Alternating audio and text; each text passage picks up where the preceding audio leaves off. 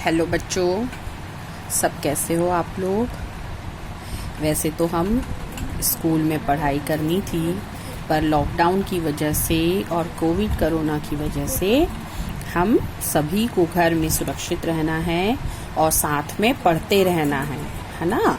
तो आज इसी के तारतम्य में मैं चानियरी शिक्षक हूँ, जो कि पूर्व माध्यमिक शाला पंधी में हूँ, और आप लोगों को भोजन के बारे में, भोजन एवं पोषण, आप लोगों का एक अध्याय है कक्षा 8वीं में, कितना भोजन कैसा भोजन।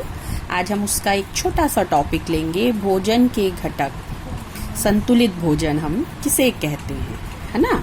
तो आप सभी ये जानते हैं कि जो भोजन है, ऐसा माना जाता है कि हम भरपेट भोजन करते हैं तो शरीर के पोषण की जरूरतें पूरी हो जाती हैं। लोग सोचते हैं हम बहुत खाना खा लिए, हमको सब कुछ मिल गया, हमारे शरीर को विटामिन भी और सब चीजें, पर वो लोग उतने स्वस्थ नहीं होते। तो ये जो बात है कि हम भोजन ही कर लिए तो हमारी सब चीजें, हमको पोषक पदार्थ मिल जाएंगे, ये गलत है ना। खाने के मुख्य पदार्थ जो हैं, प्रोटीन, वसा, मिनरल, खनिज पदार्थ, सब प्रकार के पदार्थ यदि उस भोजन पर नहीं है तो वह भोजन संतुलित भोजन नहीं कहलाता है। ठीक है, तो आज इसी से जुड़े हम कुछ खाद्य पदार्थ जो हैं कि मिले जुले खाद्य पदार्थ ही हमको खाना चाहिए और हमें किस तरीके से चीजें खानी चाहिए उसके बारे में हम पढ़ेंगे। ठीक है, तो आप देख रहे हो कि जिस प्रकार, अब सबसे पहले ये सुंदर सा चित्र देखो, मैंने आप लोगों के लिए बनाया है।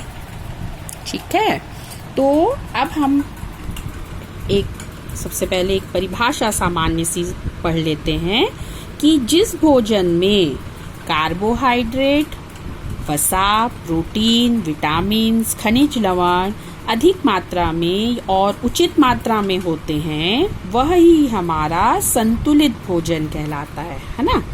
तो आप ये जानते हैं कि आप दैनिक जीवन में जो भी भोजन करते हैं उसके कुछ कुछ मुख्य पदार्थ हैं। उसका मुख्य पदार्थ कोई बताएगा क्या है? फिर मैं इस चित्र के बारे में भी आप लोगों को बताऊंगी।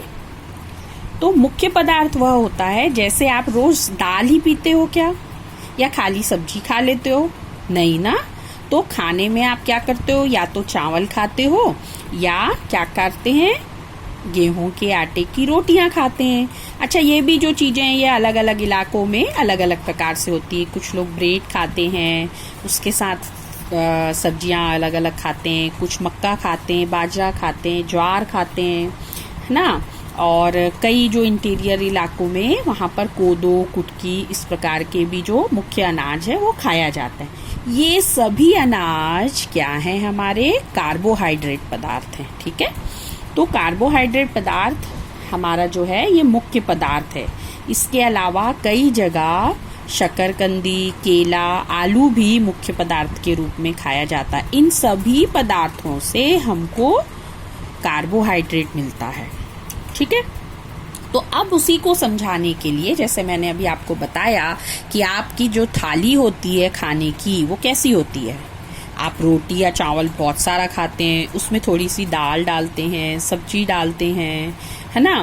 फिर जो सब्जी बनी होती है वो तेल से बनी हुई होती है।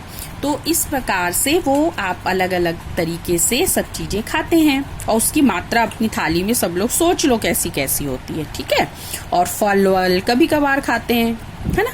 तो इस प्रकार से अब हम एक पढ़ेंगे भोजन का पिरामिड।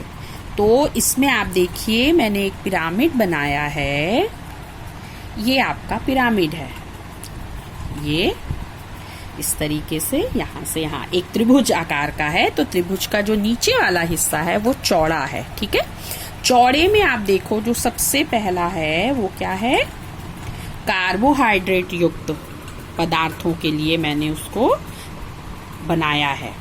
और आप देख सकते हैं इसमें मैंने अलग अलग कुछ कुछ नामांकन भी किया है। तो ये जो पदार्थ हैं, कार्बोहाइड्रेट जो पदार्थ हैं, ये क्या हैं, ऊर्जा प्रदान करने वाले हैं। इसके बारे में मैंने पहले ही बताया कि ये मुख्य पदार्थ के रूप में हमारे भोजन पे होता है। ठीक है, तो ये मुख्य अंग हो गया हमारे भोजन का। इसके बाद सेकंड आप देखते हैं, मैंने लिखा है विटामिन्स एवं खनिज। विटामिन्स एवं खनिज ये संरक्षा प्रदान करने वाले भोजन, मैंने ऐसा लिखा है। और इसमें साथ में लिखा है मैंने कि सप्ताह में 3 से 5 बार ये हमको लेने चाहिए। ठीक है, कार्बोहाइड्रेट पदार्थ को हमको 6 से 12 बार दिन में सप्ताह में लेना चाहिए। अच्छा, इसके बाद आप देख रहे हैं कि जो विटामिन्स और खनिज पदार्थ है, इसको भी मैंने 2 भाग में बांट दिया। एक में मैंने बता दिया आपको कि ये क्या है, फल सब्जियां हैं और ये सब्जियां हैं। तो हरी सब्जियां जितनी भी होती हैं, सब्जियां होती हैं, वो आपका एक भाग हो गया। दूसरा भाग आपको हो गया फलों का। अब इसमें ये जरूरी नहीं कि ये मैंने लिखा तो यही फल बहुत सारे होते हैं। सीजनल फल जो आपको जिस सीजन में मिल रहे हैं उनको खाने से भी विटामिन्स और खनिज हमको मिलता है। ये विटामिन्स और खनिज जो हैं ये रोगों से लड़ने की क्षमता प्रदान करते हैं और इन्हें हमें पर्याप्त मात्रा में लेना चाहिए। तो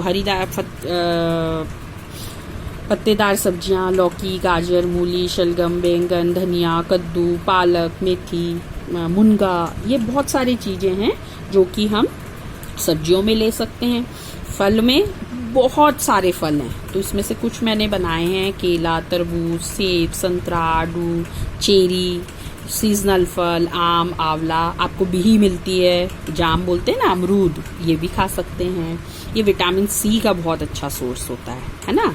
आंवला, आपका संतरा, ये सब चीजें आपके विटामिन सी के हैं। ठीक है, अच्छा, इसके बाद हम आगे और बढ़ते हैं।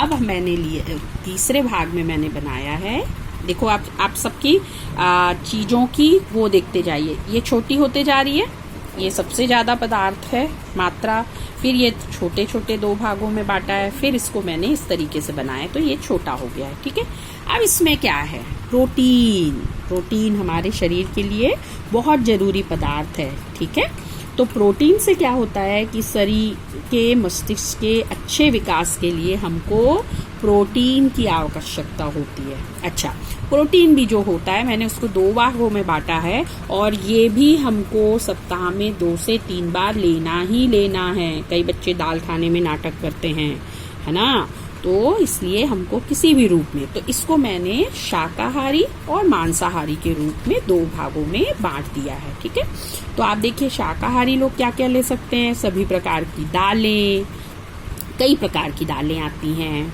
है ना, बीन्स आते हैं, कुछ सूखी दाल अनाज होते हैं, उन सबको ले सकते हैं। इसके साथ ही हरा मटर, सेम, बीन्स, पनीर, ये कई चीजें हैं जिनमें भरपूर मात्रा में हमको प्रोटीन मिल जाता है शाकाहारी लोगों को।